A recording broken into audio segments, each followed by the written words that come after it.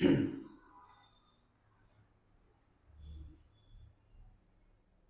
बच्चों। Surya competition classes में आपका हार्दिक स्वागत है, अभिनंदन है। आइए देखिए, हम आज एक है ना नए बैच का आगाज कर रहे हैं ना, लेब असिस्टेंट का। और उसकी है ना विज्ञप्ति आपके जल्दी आने वाली है ना। और अभी तो सिलेबस अपना ना जो पहले वाला सिलेबस है 2022 वाला, वही चल रहा है। अगर सिलेबस में कोई है ना चेंजेस करते हैं तो वो उसको अपन देख लेंगे ना। तो देखिए सिलेबस देखते हैं ना भाई, कितने नंबर का कौन सा पोर्शन आ रहा है आपके है ना। भाई सबसे पहले तो आपको ना भाई किसी भी कंपटीशन एग्जाम की डिमांड यही होती है ना कि सबसे पहले तो उसका सिलेबस देखें ना, कि सिलेबस में भाई कौन सा टॉपिक है, कितने नंबर का है आपके ना। तो वो सारी बातें अपन करते हैं ना। फिर कल से अपन विधिवत रूप से है ना क्लासें स्टार्ट कर देंगे ना। और इसमें भी आपकी सबसे पहले क्लासें है ना अपन केमिस्ट्री की स्टार्ट करेंगे ना, साइंस वालों के लिए है ना। ये साइंस वालों के लिए चला रहे हैं। वैसे तो ज्योग्राफी, होम साइंस है ना, इन सब्जेक्ट से भी है ना प्रयोगशाला सहायक जो है ना, हिंदी में को तो प्रयोगशाला सहायक, और वैसे है ना इंग्लिश में तो आपको पता ही लैब असिस्टेंट है ना। अरे लैब के अंदर जो है ना प्रैक्टिकल्स वगैरह होते हैं, तो टीचर के साथ जो सहायक होता है ना, हाँ वो लैब असिस्टेंट ही होता है ना। सारे काम लैब असिस्टेंट ही करता है ना। टीचर तो केवल लेक्चर देता है ना, भाई बच्चों को एक बार समझा दिया इस तरीके से, फिर बाकी है ना सारा सामान वगैरह है सब वो लैब असिस्टेंट ही देता है ना। तो अपन साइंस वाला ना सिलेबस डिस्कस कर रहे हैं ना, और यही वैसे स्टार्ट करेंगे अपन साइंस वाला, ठीक है ना। देखिए इसमें आपके देखो एग्जाम तो कौन लेगा, आपके राजस्थान है ना कर्मचारी चयन बोर्ड, ये तो पता ही है आपको ना, RSSMSSB है ना।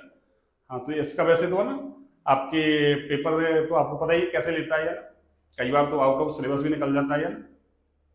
तो आपको उस चीज को ध्यान में रखते हुए ना, और अभी देखो जैसे लेटेस्ट है ना फर्स्ट ग्रेड का एग्जाम हुआ है ना, और भी कई एग्जाम हुए हैं ना, उनमें थोड़ा सा ना पूछा टिपिकली पेपर है ना। और टिपिकल कुछ नहीं होता ना, थोड़ा कंसेप्चुअल पढ़ना है अपन को ना। और साइंस तो वैसे भी कंसेप्चुअल ही होती है ना, साइंस में तो कोई दिक्कत नहीं है ना।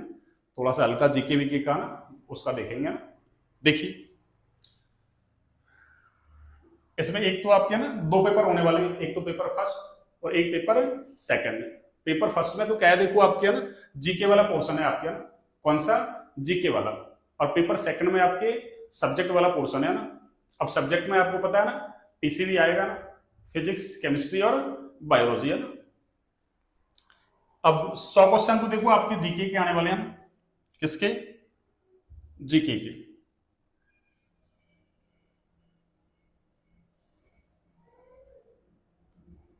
हाँ जी, देखिए 100 क्वेश्चन तो किसके आने वाले हैं आपके, जीके के ना। ये क्वेश्चन 100 कितने, 100 क्वेश्चन, और प्रत्येक क्वेश्चन कितने का, 2 नंबर का। तो ये कितने हो गए आपके 200 नंबर के। और टाइम 2 घंटे का है। टाइम कितने घंटे का बच्चों, 2 घंटे का। ऐसे देखो पेपर सेकंड है आपका ना, और पेपर सेकंड है, इसमें भी कितने क्वेश्चन है आपके, 100। और ये भी आपके देखो 200 मार्क्स के हैं ये भी, और इसका भी टाइम कितना है, 2 घंटे। और अगर नंबर ऐड करें अपन तो देखो 200 और 200 कितने हो गए आपके, 400।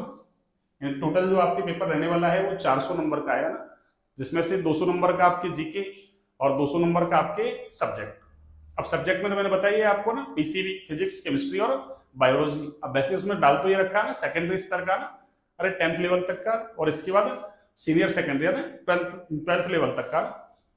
अब वैसे तो 10th लेवल का तो देखो क्या आएगा भाई, एग्जाम मान लो ना भाई, लैब वैसे तो है ना 11 और 12 से स्टार्ट हो रही है, तो आपको पता है ना सीनियर सेकेंडरी लेवल का ही आएगा ना। और जो सीनियर सेकेंडरी लेवल का ही पढ़ लोगे आप तो 10th लेवल की में कोई दिक्कत नहीं है ना, ठीक है ना। लेकिन अपन उसको भी कवर कर लेंगे ना, आप डोंट वरी रहे ना।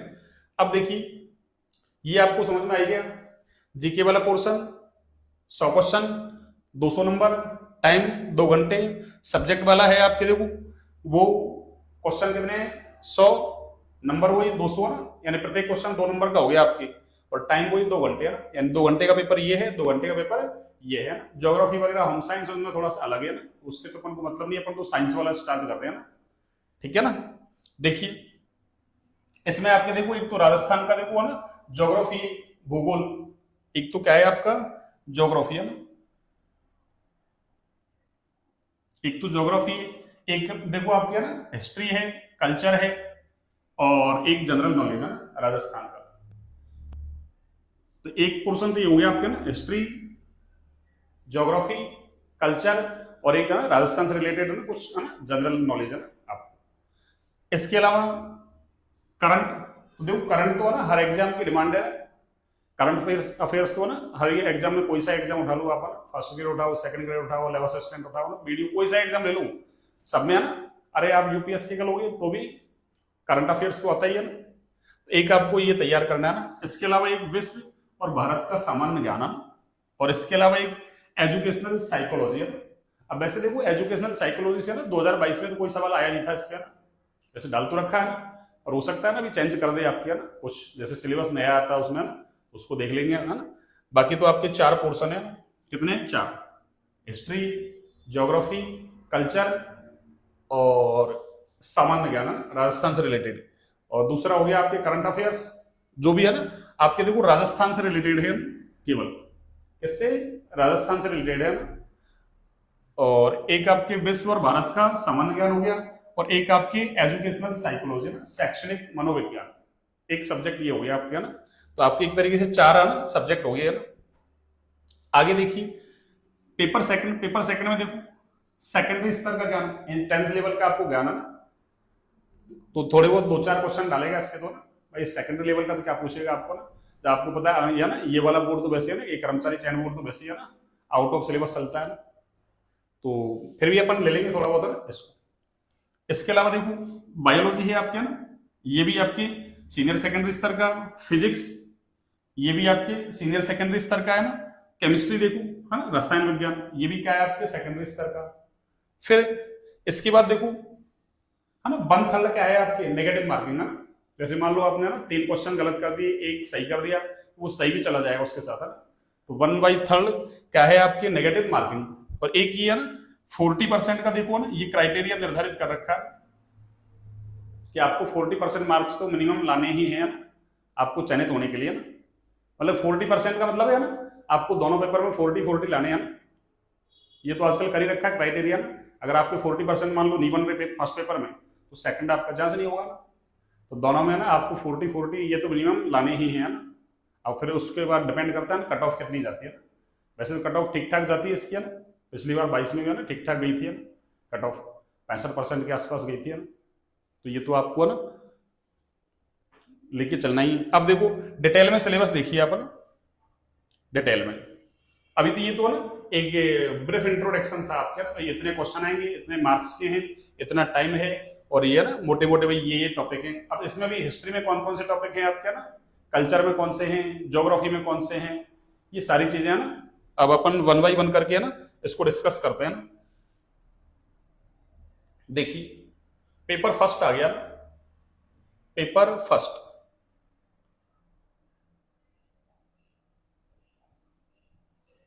हाँ जी देखिए पेपर फर्स्ट है ना, इसमें देखो वही आ गया आपके ना, हिस्ट्री आ गई आपके है ना, ये हिस्ट्री, कल्चर, और ये क्या हो गया आपके जनरल नॉलेज है ना।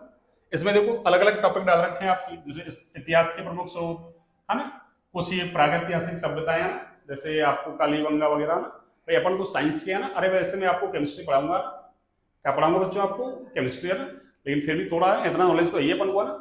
जैसे कालीबंगा वगैरह है, आहड़ है आपके ना, गणेश्वर है, ये 3-4 सभ्यताएं हैं ना, इनसे रिलेटेड ही क्वेश्चन आते हैं आपके ना। एक देखो राजस्थान के प्रमुख राजवंश है ना, जैसे कछवाहा राजवंश वगैरह है आपके ना, राठौड़ है आपके ना, जैसे जैसलमेर वगैरह है ना, ये सारे आपके है ना, ये राजपूत राजवंश आ जाएंगे कुछ। आगे मुगल राजपूत संबंध है ना, स्थापत्य कला, उसके बाद ये है ना कुछ महत्वपूर्ण किले, स्मारक, संरचनाएं वगैरह ना, ये सारे टॉपिक आप देख लो ना। राजस्थान के जैसे धार्मिक आंदोलन, लोक देवता देवी है ना, ये सारे हैं देखो आपके, मेले त्योहार है ना, लोक नृत्य, वाद्य यंत्र, आभूषण, ये सारे हैं ना। यानी वो तो हर एग्जाम में है ना, भाई कोई सा एग्जाम ले लो सब में ना, कल्चर का मतलब वो कल्चर ही वही है ना राजस्थान के ना, सब में एक जैसी आएगी ना। हाँ उसका लेवल थोड़ा सा ना अप डाउन रहता है ना, भाई किस लेवल की आप तैयारी कर रहे हो ना, तो उसके अकॉर्डिंग हो जाएगा ना। बाकी टॉपिक तो वही रहते हैं ना, मेले त्योहार, लोक संगीत, लोक नृत्य, वाद्य यंत्र वगैरह ना। ये तो आपका हिस्ट्री वाला पोर्शन हो गया ना यहां तक। इसके बाद देखिए अब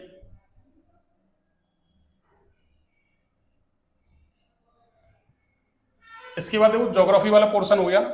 अब ये तो आपको ज्योग्राफी वाले सर बताएंगे ना, अभी मैं तो थोड़ा सा आपको ना एक ब्रीफ इंट्रोडक्शन दे रहा हूँ ना, भाई कौन कौन सा सिलेबस कैसे क्या है। देखो ज्योग्राफी में भी आपके देखो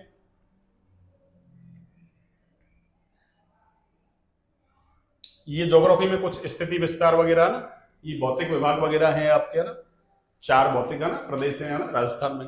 इतना सा तो आपको आता होगा ना, पहले से तैयारी कर रहे हैं आप ना। अब्बाय तंत्र जैसे नदियां वगैरह हैं ना, ये आ जाएंगे इसमें ना। तो ये सारे टॉपिक दे रखे हैं आपके ना, कितने हैं 16 टॉपिक है इसमें ना, 15 उसमें है देखो ना, 15 उसमें, 16 इसमें, 31 टॉपिक हो गया ना। तो काफी कुछ दे रखा है ना जीके से रिलेटेड। फिर ये करंट आ गया आपके ना, और इसके बाद विश्व का ना, वर्ल्ड का और इंडिया का ना सामान्य ज्ञान, और एक एजुकेशनल साइकोलॉजी है ही है ना। अब अपन तो है ना मेनली है ना, मैं तो इसको समझा देता हूँ आपको, पेपर सेकंड है ना। फर्स्ट पेपर के लिए तो जो भी सर आपके है ना हाँ आएंगे वो बता देंगे आपको ना, ठीक है। देखिए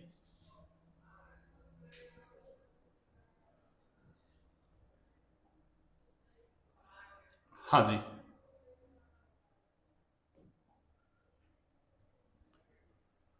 देखिए पेपर सेकंड है ना, हाँ जी। देखिए पेपर सेकंड में आपकी वही सेकेंडरी स्तर का ना विज्ञान, यानी 10वीं तक जो पढ़ते हो आप ना, तो अपन 9th 10th है ना 8th वगैरह का देख लेंगे, उसको हल्का फुल्का जो भी है ना सिलेबस है ना, जो जो टॉपिक है ना उसके अकॉर्डिंग इसको ले लेंगे ना। देखो सबसे पहले बायोलॉजी। अब बायोलॉजी तो ना आपको पता है ना, बायोलॉजी, अरे बायोलॉजी के 2 पार्ट है आपको पता है ना, एक तो है आपकी बॉटनी, एक तो कौन सा है बच्चों, बॉटनी, और दूसरा कौन सा है आपकी जूलॉजी है, जूलॉजी। ये बॉटनी जूलॉजी दोनों को ना अलग अलग सेपरेट कर रखा है। इसमें से देखो बॉटनी, ये वाला जो है ये बॉटनी का है ना, आपके कितने टॉपिक है देखो इसमें,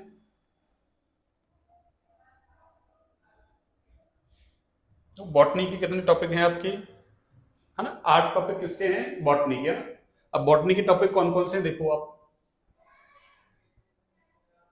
इसमें एक तो है ना ये सामान्य इसका ना लक्षण किसकी, एल्गी है, फंजाई है, ब्रायोफाइटा, टेरिडोफाइटा ना, एंजियोस्पर्म, जिम्नोस्पर्म आपके ना पढ़ते हैं बायोलॉजी वाले ना, लाइकेन वगैरह, ये सारे हैं ना, इनका ना जनरल कैरेक्टरिस्टिक्स देखना आपको है ना, सामान्य लक्षण। उसके बाद देखो मॉर्फोलॉजी दे रखी है एंजियोस्पर्म की है ना, आवृत बीजी पादपों की आकार की, जैसे मूल है ना, जड़, स्तंभ है, पर्ण है, उनकी संरचना, रूपांतरण, पुष्प और बीज की संरचना। इसके बाद देखो प्लांट एनाटॉमी आ गई है ना, प्लांट एनाटॉमी में क्या है, टिश्यू और टिश्यू सिस्टम है ना, ऊतक और ऊतक तंत्र, और एक सेकेंडरी ग्रोथ भी दे रखी है ना, द्वितीयक वृद्धि, ये वाला टॉपिक भी आपके है ना। इसके बाद देखो पादप कार्य की है ना, प्लांट फिजियोलॉजी, इसमें आपके एक परासरण दे रखा है, जल अवशोषण, रसारोहण, वाष्पोत्सर्जन, प्रकाश संश्लेषण, श्वसन, पादप वृद्धि एवं गतियां, यानी सिलेबस सारा ही दे रखा है ना, सीनियर सेकेंडरी लेवल का ना, जो एनसीईआरटी में सारे टॉपिक है वो सारे ही दे रखे हैं आपको ना। और आपको पता है एनसीईआरटी बुक्स काम की है ना, एनसीईआरटी को तो पढ़ना ही है ना, क्वेश्चंस वगैरह उसमें से है ना बनते हैं ना, ठीक है ना। और अपन अदर सोर्स भी ले लेंगे ना, एनसीईआरटी तो आपको एटलीस्ट आनी चाहिए ना। आगे देखिए आप एनवायरमेंटल स्टडीज, इसमें तो देखो पारिस्थितिकी तंत्र की संरचना, प्रकार, उसमें ऊर्जा का प्रवाह कैसे होता है ना, जैव भूरासायनिक चक्र, पारिस्थितिकी अनुकूलन, पर्यावरण प्रदूषण है ना, समष्टि पारिस्थितिकी, जैव विविधता, बायोडाइवर्सिटी है, ये सारे टॉपिक हैं आपके ना। आगे देखो बायोटेक्नोलॉजी आ गई, इसमें देखो सामान्य जानकारी उसकी है ना, फिर ये जो पुनर्योजित डीएनए टेक्निक होती है ना, रिकॉम्बिनेंट डीएनए टेक्नोलॉजी, ये ट्रांसजेनिक पादप वगैरह हैं, जंतु हैं ना, कुछ ये आपके क्या है एथिकल इश्यूज वगैरह, ये सारे टॉपिक हैं आपके ना। वो तो सर पढ़ाएंगे आपको बायोलॉजी वाले ना, वो सारे बता देंगे ना। इकोनॉमिक इंपॉर्टेंस है ना, पादपों का आर्थिक महत्व क्या है। फिर कोशिका देखो, कोशिका की संरचना, इसमें भी प्रोकैरियोटिक, यूकैरियोटिक है ना, ये वाले देखने हैं आपको ना। सेल थ्योरी, सेल डिवीजन है ना, यानी कोशिका सिद्धांत, कोशिका विभाजन। अब ऐसे देखो ना मैथ वाले बायो वाले दोनों ही देते हैं इसमें। अब मैथ वालों को थोड़ा सा देखो ना बायोलॉजी में ऐसा लगेगा कि भाई बायोलॉजी कैसे पढ़ी, तो ऐसे देखो बायो वालों को भी तो लगेगा कि फिजिक्स कैसे पढ़ी, क्यों मैथ वाले को तो फिजिक्स अच्छी लगती है ना, और बायो वालों को ना केमिस्ट्री अच्छी लगती है। तो वो तो कॉम्बिनेशन देखना ही पड़ेगा अपन को ना, अपन को बिठाना पड़ेगा, पढ़ना ही पड़ेगा ना। अगर अपन को लेब असिस्टेंट बनना है तो इसमें तो मैथ और बायो कुछ नहीं करेगा, आपको पढ़ना ही है, ऐसी कोई बात नहीं है। और बायो तो वैसे अरे सिंपल होती है, ज्यादा ना इतनी टिपिकल नहीं होती है ना, हाँ मैथ के बजाय ना। मैथ वाले यही समझते हैं कि बायो तो अरे ऐसे ही है ना, अरे बायो है ना, हाँ बायो भी खूब है ना, अपने आप में सब्जेक्ट अच्छा है ना, बायो में भी ऐसे नहीं सारे है ना टॉपिक कैसे हो आपके इजी हो ना। को समझने की वजह से श्वसन वगैरह गए थे, ये रिकॉम्बिनेंट है ना, डीएनए टेक्नोलॉजी वगैरह, ये सारे अच्छे टॉपिक हैं समझने के ना, प्रकाश संश्लेषण है, श्वसन है, ये सारे अच्छे समझने के ना। फिर उसके बाद देखो ये आपके बी पार्ट है ना, इसमें क्या आ गई आपके जूलॉजी आ गई है ना, क्या आ गई जूलॉजी। तो देखो 8 टॉपिक तो आपके किसके हैं, बॉटनी के, और देखो 8 ही किसके हैं, जूलॉजी के। टोटल कितने हो गए आपके, 16 टॉपिक हो गया ना, कितने 16, ये तो बायोलॉजी में है 16 टॉपिक है ना। इसमें देखो आप जैसे जेनेटिक्स दे दी है ना, आनुवंशिकी जिसमें मेंडल का नियम वगैरह है, सामान्य शब्दावली उससे रिलेटेड है ना, डीएनए आरएनए की संरचना, वंशानुगति का आणविक आधार है ना, गुणसूत्र की संरचना, मनुष्य में लिंग का निर्धारण कैसे होता है, आनुवंशिकी विकार क्या क्या हो सकते हैं ना। तो ये सारे टॉपिक है आपके, जैसे है ना जंतुओं का वर्गीकरण, सेकंड वाला टॉपिक है ना। तीसरे में देखो ये टॉपिक भी अच्छा समझने का ना, ये मानव में पाचन, श्वसन, उत्सर्जन, और इसमें कुछ डाल रखे हैं ना, प्रोटीन, शर्करा, वसा, विटामिन, पाचक एंजाइम, गैसों का विनिमय, ऑक्सी अनऑक्सी श्वसन है ना, क्रेब्स चक्र, ग्लाइकोलाइसिस, सारे अच्छे टॉपिक हैं समझने के ना। उत्सर्जी पदार्थ, वृक्क की संरचना, कारिकी। इसके बाद क्या है आपके है ना, परिसंचरण तंत्र आ गया, वो सारे तंत्र हैं ना, पाचन तंत्र, श्वसन तंत्र, परिसंचरण तंत्र, सारे तंत्र हैं, तंत्रिका तंत्र, सारे तंत्र हैं इसमें ना, आपने पढ़े ही है ना 12th क्लास तक है, वो सारे ही देख लो आप। परिसंचरण तंत्र, अंतःस्रावी आ गया, ऊपर कौन सा आ गया देखो, श्वसन आ गया, पाचन आ गया, उत्सर्जन आ गया, सारे तंत्र आ गया ना, है ना। ये हृदय की संरचना ना, हार्ट की, रक्त का संगठन, रक्त समूह, रक्त का थक्का कैसे जमता है, लसिका ग्रंथियां, यानी सारा आपको डीपली पढ़ना ना, 12th लेवल का ना, उससे भी थोड़ा सा अपर लेवल है, हल्का सा। आगे देखिए, देखो तंत्रिका तंत्र आ गया, तो ये तो सारे तंत्री चल रहे हैं, तीसरे चौथे पांचवें में देखो सारे तंत्री हैं। इसके अलावा देखो इसमें मस्तिष्क, आंख, कान की संरचना है ना, और ये न्यूरॉन तो उसमें आ जाएगा आपके ना, तंत्रिका तंत्र में आ जाएगा ना, न्यूरॉन, तंत्रिका संवेग है ना। फिर ये देखो मस्कुलर सिस्टम, पेशियों के प्रकार, पेशियों में संकुचन कैसे होता है ना, ये वाला टॉपिक है। आगे आपके देखो मानव में जनन तंत्र, देखो सारे तंत्र आ गए, जनन तंत्र भी आ गया, पाचन तंत्र, श्वसन तंत्र, परिसंचरण है ना, पूरे आ गए, अंतःस्रावी तंत्र, इधर जनन तंत्र आ गया, देखो मानव में रोग है ना, तो ये सारे है ना किस किस से हो सकते हैं, वायरस, प्रोटोजोआ, कवक, हेलमिंथीज है ना, ये सारे रोग आ गए है ना इनसे रिलेटेड। फिर उसके बाद जैव विकास है ना, और ऐसे जैसे पौधों का आर्थिक महत्व था ना, ऐसे जंतुओं का आर्थिक महत्व आ गया देखो है ना, यानी इकोनॉमिक इंपॉर्टेंस ऑफ एनिमल्स, यानी जंतुओं का आर्थिक महत्व। आगे देखिए आप अगला फिजिक्स देखिए ना,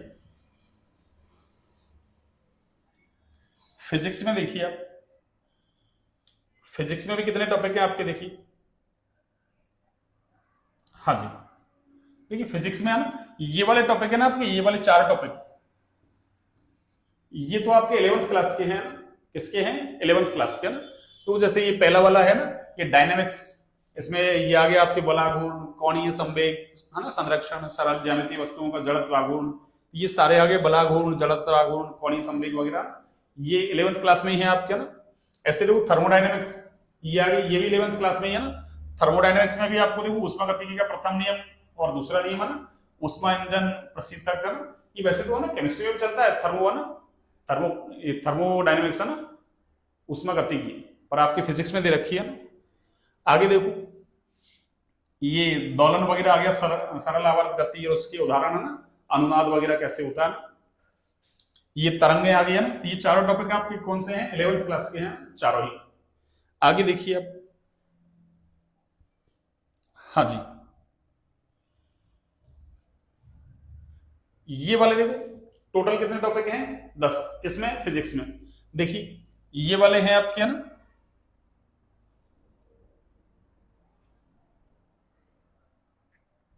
हाँ जी, ये वाले टॉपिक है आपके, देखिए ये 12th क्लास के टॉपिक है ना, किसके हैं 12th क्लास के। अब देखिए इसमें एक तो स्थिर वैद्युत की आ गया ना, इसमें कूलाम का नियम, विद्युत क्षेत्र, गाउस का नियम, उसके अनुप्रयोग, ये 12th क्लास में चलते हैं आपके ना फिजिक्स में। ऐसे ये विद्युत धारा, इसमें किरचॉफ बोल दो या किरचॉफ का नियम है ना, व्हीटस्टोन ब्रिज, मीटर सेतु, विभव मापी। इधर ये आ गया आपके ऑप्टिक्स आ गया ना, इसमें सूक्ष्मदर्शी, दूरदर्शी, व्यतिकरण, विवर्तन, ध्रुवण, ध्रुवण मापी है ना, ये सारे आ गए आपके। एक देखिए आप ये टॉपिक अलग से, ये देखो है ना, वैसे भी है ना न्यूक्लियर फिजिक्स के अंदर पढ़ते हैं ना, पर इसमें केवल एक ही टॉपिक दिया उसमें से आपके ना, ये तो एक टॉपिक अलग से जब डाल देता है ना, इसका मतलब उससे क्वेश्चन बनने के चांसेस रहते हैं ना, अरे अलग से कोई टॉपिक डाल दिया ना। तो इसमें देखो आपके कौन सा डाल रखा है, हाइड्रोजन परमाणु का बोर मॉडल। कौन सा मॉडल? Bohr model. तो इसका मतलब इससे क्वेश्चन आने के चांसेस रहते हैं ना, अगर कोई टॉपिक स्पेसिफाई कर दिया जाए ना। आगे देखिए आप, ये न्यूक्लियर फिजिक्स का ही आ गया ना, ये द्रव्यमान क्षति, नाभिकीय बंधन, बंधन ऊर्जा, नाभिकीय विखंडन, संलयन, ये सारी अभिक्रियाएं। आगे देखो अर्धचालक युक्तियां, सेमीकंडक्टर, सेमीकंडक्टर है ना, ये पढ़ते हैं आप फिजिक्स में, ये पीएन संधि, ट्रांजिस्टर है ना, ये सारे वो है ना, कौन कौन से लॉजिक है ना, गेट वेट मतलब द्वार वगैरह, हिंदी में कहो तो ना लॉजिक गेट है ना, हाँ ये लॉजिक गेट्स है ना, ये डिवाइस वगैरह है, डायोड वगैरह सारे पढ़ते हो, जीनर डायोड वगैरह ना फिजिक्स में। तो फिजिक्स के कितने टॉपिक हैं आपके? 10, बायोलॉजी के 8, बॉटनी 8, जूलॉजी है ना, टोटल 16। इसके अलावा देखिए है ना, मैं जो पढ़ाऊंगा आपको ना वो केमिस्ट्री पढ़ाऊंगा ना, और वैसे है ना मेरा नाम है नरेंद्र सिंह राजपूत है ना, नाम क्या है? नरेंद्र सिंह राजपूत है ना। अरे अपना प्रधानमंत्री मोदी है ना, हाँ क्या नाम है? हाँ वही नाम अपना है ना, है नरेंद्र नाम वाले वैसे है ना, हाँ अरे खतरनाक होते हैं भैया ना। हाँ अब देखो आपके लिए भी क्या करते हैं खतरनाक काम है ना भाई, लेवल असिस्टेंट का बैच स्टार्ट कर रहे हैं आपके लिए, ठीक है ना, अच्छे से पढ़ाएंगे। देखो ना साइंस बिल्कुल शानदार है ना तरीके से आपको ना सब कुछ प्रीवियस ईयर के क्वेश्चंस वगैरह देखते हुए ना, कैसा और पेपर है ना आपको सेट कर सकता है ना, वर्तमान पैटर्न को देखते हुए ना सब कुछ। देखिए आगे आ रहा है अपना केमिस्ट्री। देखिए केमिस्ट्री में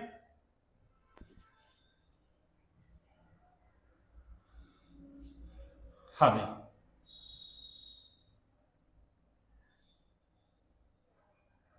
चलिए देखिए केमिस्ट्री में देखिए आप सबसे पहले यूनिट फर्स्ट देखिए। यूनिट फर्स्ट में क्या है आपके?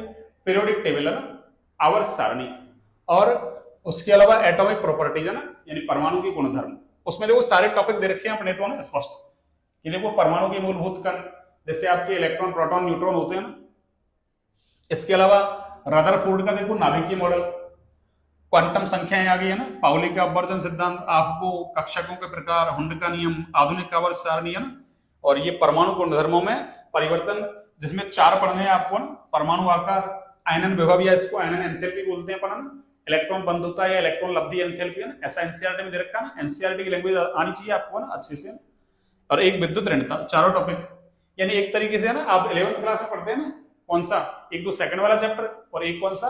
थर्ड वाला चैप्टर, वो दोनों को मिला के है ना, सेकंड और थर्ड को मिला के है ना, जो सेकंड चैप्टर है आपके और थर्ड चैप्टर है ना, किसमें? आपकी 11th क्लास में है ना, सेकंड चैप्टर और थर्ड चैप्टर को मिला के है ना। आगे देखिए सेकंड वाला टॉपिक क्या है, देखिए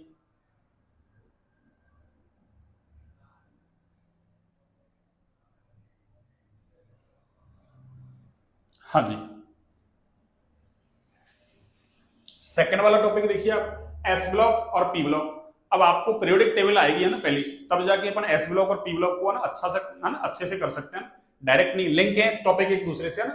तो एस ब्लॉक और पी ब्लॉक, इसमें देखो ज्यादा कुछ नहीं है ना, आपकी एक तो जनरल इंट्रोडक्शन है ना, सामान्य परिचय।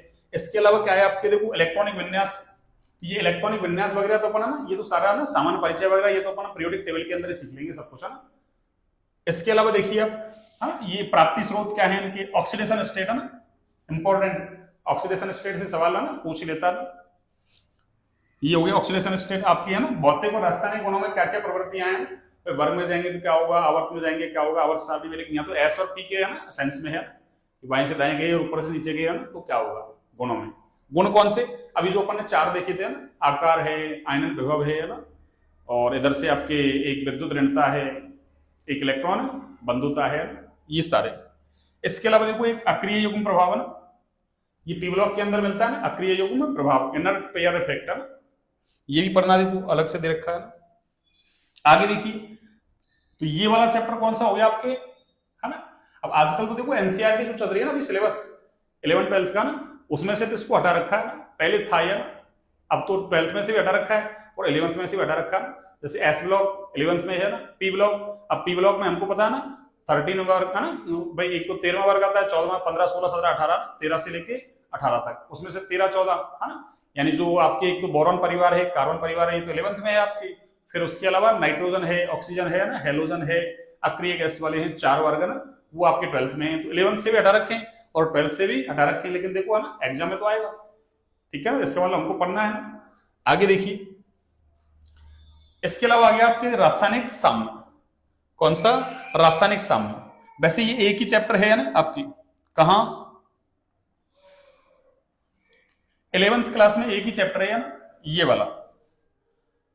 वाला बच्चों 11th क्लास में क्या है, एक ही चैप्टर है आपके ना। कौन सा? ये दोनों मिला के ना, यूनिट 3 और यूनिट 4 मिला के ना एक ही चैप्टर है वहां, पर यहाँ इसको अलग अलग कर रखा है आपके ना, कि रासायनिक साम्य अलग है आपके ना। इसमें आपको एक तो देखो रासायनिक साम्य को प्रभावित करने वाले कारक क्या हैं, उत्क्रमणीय अनुत्क्रमणीय अभिक्रियाएं क्या होती है, रासायनिक साम्य के नियम क्या है ना। इसमें एक लासा तेलीय का ना, लीसा तेलीय या लासा तेलीय है ना, ली चटेलियर प्रिंसिपल है ना, इंग्लिश में हो तो ली चटेलियर है ना, या लासा तेलीय कह दो ना, या लासा ताल्य लिख रखा है इसमें ना, एक ही बात है ना। तो ये दे रखा है आयनिक साम्य में, देखो अम्ल क्षार है ना, पीएच है, पीएच इंपॉर्टेंट है ना, पीएच से तो ना ऐसा कोई एग्जाम नहीं है ना, पीएच से रिलेटेड सवाल नहीं आया ना, कई बार फर्स्ट ग्रेड वगैरह में है ना, अरे ये चैप्टर मेंशन नहीं है लेकिन फिर भी पीएच का सवाल दे ही देता। पीएच वेरी वेरी इंपॉर्टेंट है ना, समायन प्रभाव, बफर सॉल्यूशन है ना, अम्ल क्षार अनुमापन, ये सारे हैं ना। आगे देखिए अगला गैसीय स्टेट है ना, गैसीय अवस्था। अब ये गैसीय अवस्था वाला चैप्टर भी आपके ना 11th क्लास में तो हटा रखा है, लेकिन यहां दे रखा है, तो इसका मतलब हमको पढ़ना है ये भी है। देखिए आपको एनसीईआरटी अच्छे से आनी चाहिए ना, इसमें देखिए क्या क्या है। हाँ जी,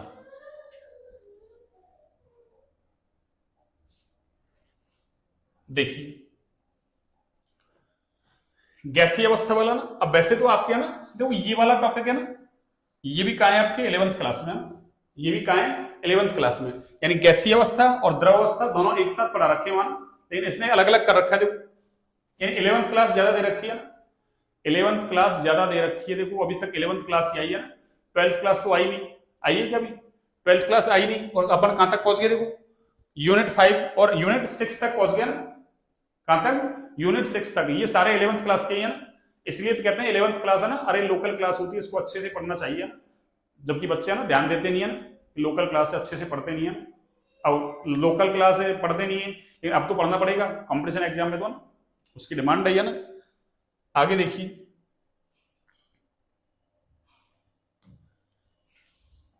हाँ जी, देखिए इसके बाद अब 12th क्लास आ गई है ना, अब क्या आ गई 12th क्लास।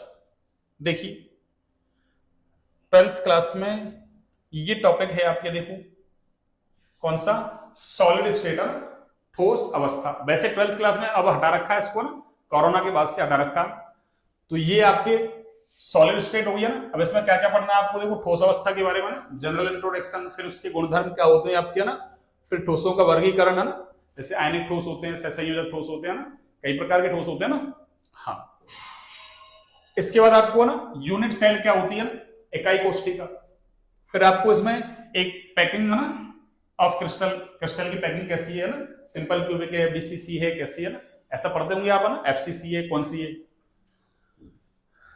एक सामान्य आयनिक यौगिकों की संरचना, जैसे कुछ कंपाउंड है ना, 4-5 कंपाउंड, उनको आपको याद रखना है, NaCl वगैरह, CaF2 वगैरह, CSCl, इनकी स्ट्रक्चर वगैरह पढ़ेंगे अपना, संरचना।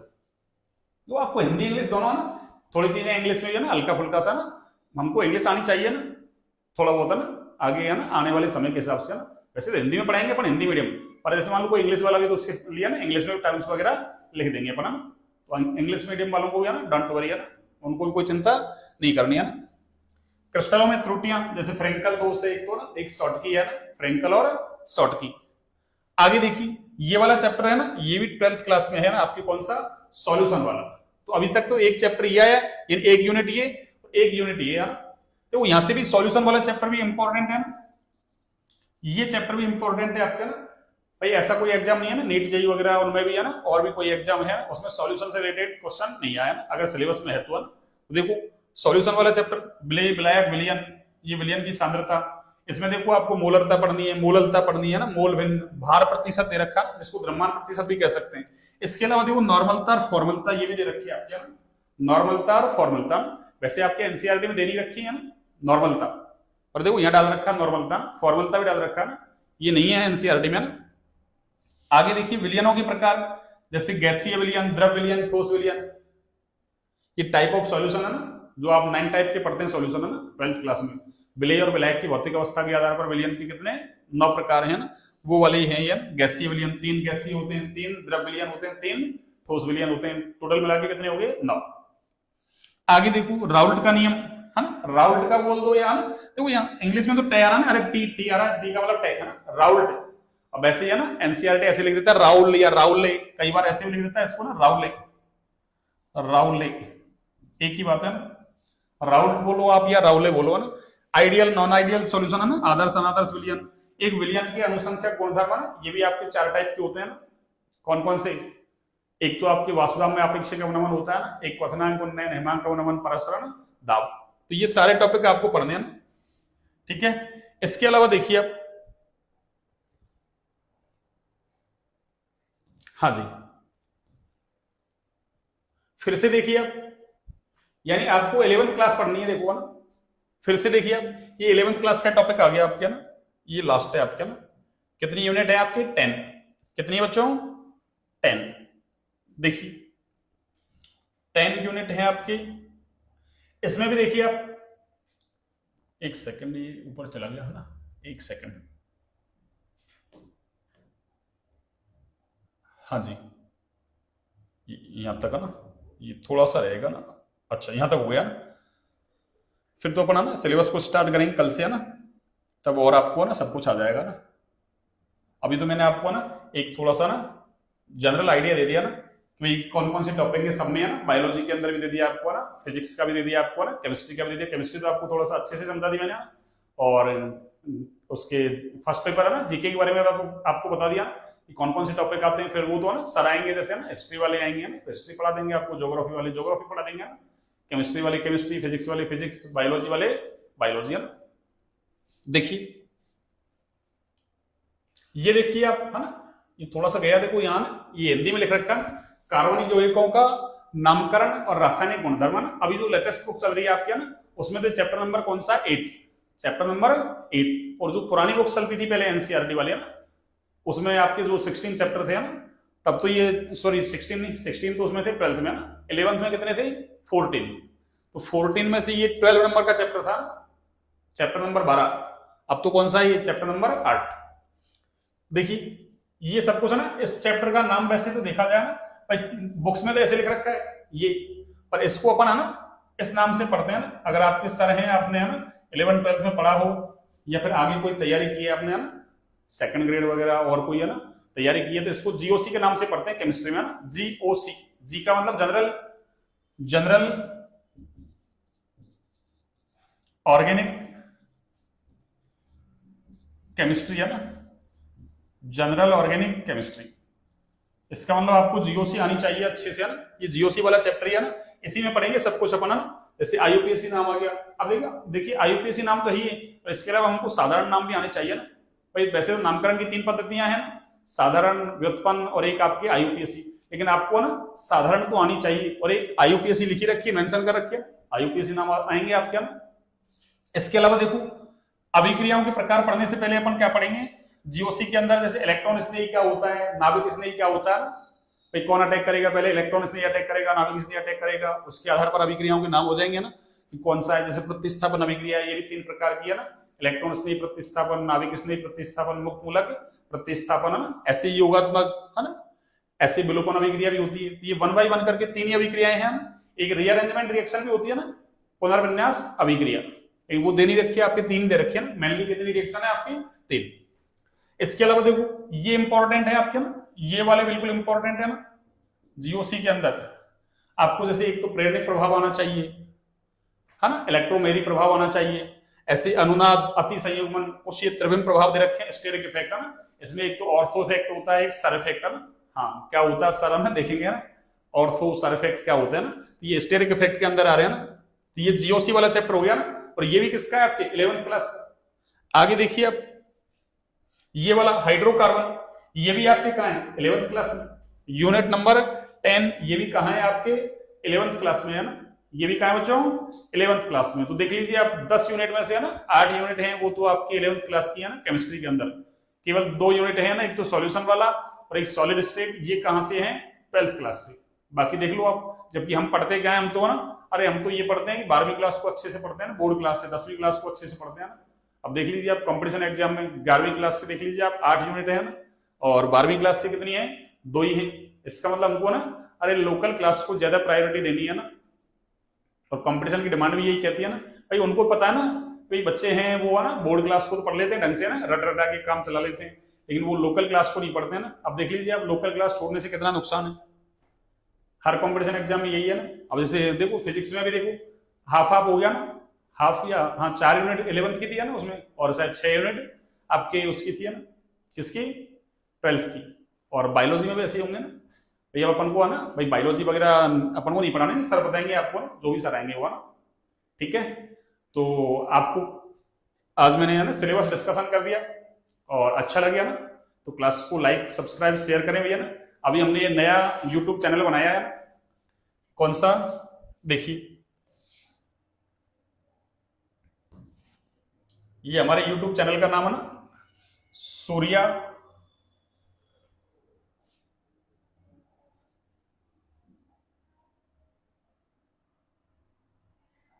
हाँ जी, सूर्या कंपटीशन है ना,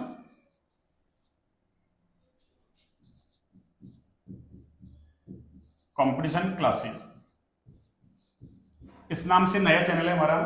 और एक इसके साथ आपको ना डिस्क्रिप्शन में एक लिंक और दे रखा होगा, एक दूसरा चैनल भी हमारा, वो केवल साइंस के लिए है ना। ये तो ऑल कंपटीशन एग्जाम है ना, आप जैसे है ना रीट की कर रहे हैं, आप लेवल असिस्टेंट की कर रहे हैं आप है ना, और भी अदर जैसे सेकंड ग्रेड है ना, सेकंड ग्रेड का भी कल आना पेपर डिस्कशन करेंगे अपन ना, केमिस्ट्री वाला ना, मतलब प्रीवियस ईयर में आए हुए क्वेश्चंस वगैरह करेंगे कल से डिस्कशन।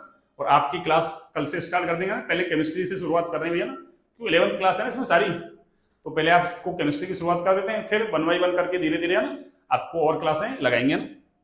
अभी तो देखो ना फॉर्म वगैरह नहीं आए, वैसे एग्जाम डेट फिक्स कर रखी है आपके ना 2 नवंबर लैब असिस्टेंट की एग्जाम डेट है ना। अब वैसे तो ये ना, अरे ये कर्मचारी चयन बोर्ड है ना, फास्टली काम करता है, कभी विज्ञप्ति जारी कर देगा ना। वैसे इस महीने के एंड तक की कह रहे थे ना, जुलाई, तो जैसे विज्ञप्ति जारी हो गया ना फटाफट फिर है ना एग्जाम डेट तो पहले से घोषित कर रखी है, ठीक है ना। तो आपको बिल्कुल है ना अभी से प्रिपेयर हो जाना है बिल्कुल है ना, और किसी एक एग्जाम को है ना टारगेट कीजिए ना, सारी एग्जामों को नहीं। तो कल से मैं है ना केमिस्ट्री के लिए जो आपके सेकंड ग्रेड वाले पेपर है ना, सेकंड ग्रेड वाले बच्चे हैं ना, वो भी अगर है ना देखें तो ना सेकंड ग्रेड वाला है ना कल डिस्कशन करेंगे ना, प्रीवियस ईयर के क्वेश्चन है ना, उनके साथ साथ आपको कंसेप्ट भी बताऊंगा ना साथ साथ, भाई ये क्वेश्चन ऐसे कर रहे हैं, इसको इस तरीके से भी फ्रेम कर सकते हैं ना, भाई ऐसे बना दिया तो क्या करना है ना, तो सारा ना आपको बिल्कुल है ना 1 बाय 1 करके क्वेश्चंस वगैरह सॉल्व करवाऊंगा ना सारे, ठीक है ना।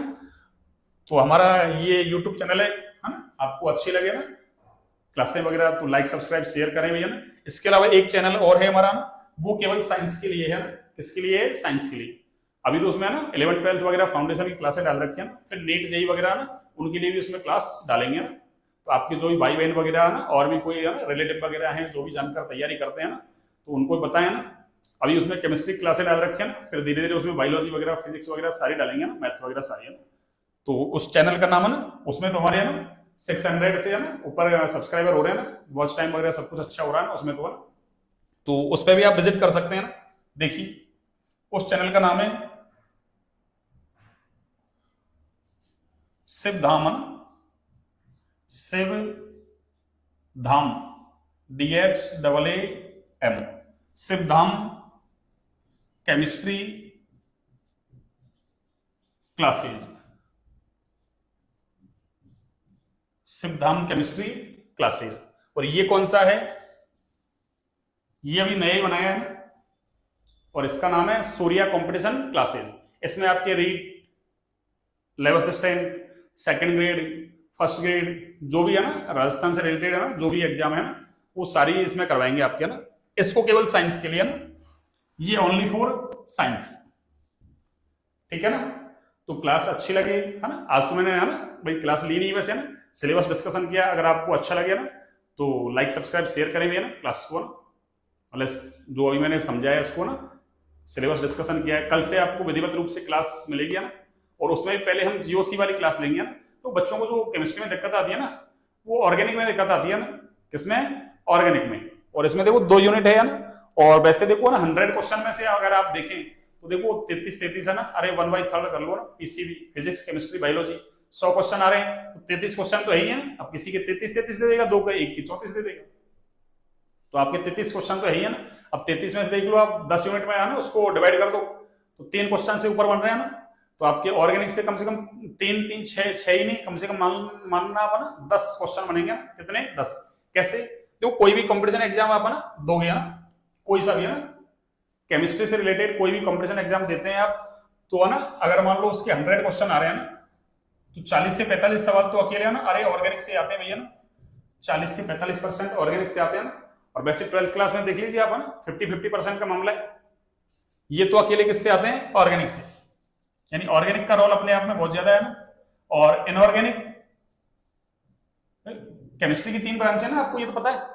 एक तो है ना इनऑर्गेनिक केमिस्ट्री, एक ऑर्गेनिक केमिस्ट्री और एक फिजिकल केमिस्ट्री। तो देखो इनऑर्गेनिक और फिजिकल केमिस्ट्री इनको मिला के है ना 55 से 60%, अरे 55 से 60%।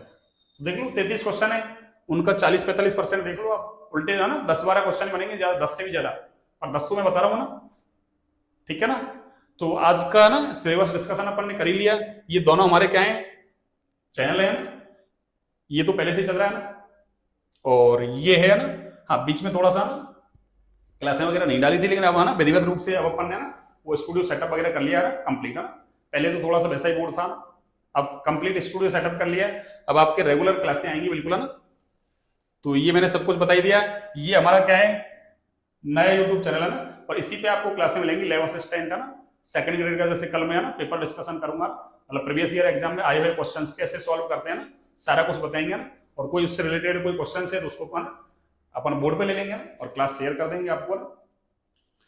और ये वाला पहले से चल रहा है, इसमें ना जो बच्चे नीट वगैरह ना उसकी तैयारी कर रहे हैं, जेई वगैरह ना, अभी नीट जेई क्लासें नहीं डाली, अभी तो अपन ने ना सिंपल फाउंडेशन वगैरह क्लासें डाली है उसमें ना, और केमिस्ट्री डाली है केवल है ना, फिजिक्स वगैरह बायो वगैरह ना ये सारे डालेंगे, मैथ वगैरह ना।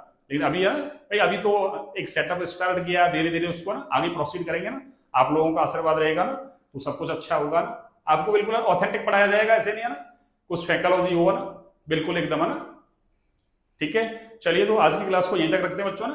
क्लास अच्छी लगे तो लाइक सब्सक्राइब शेयर करें ना, और इसको चैनल को ना सब्सक्राइब करें हमारे को ना। चलिए।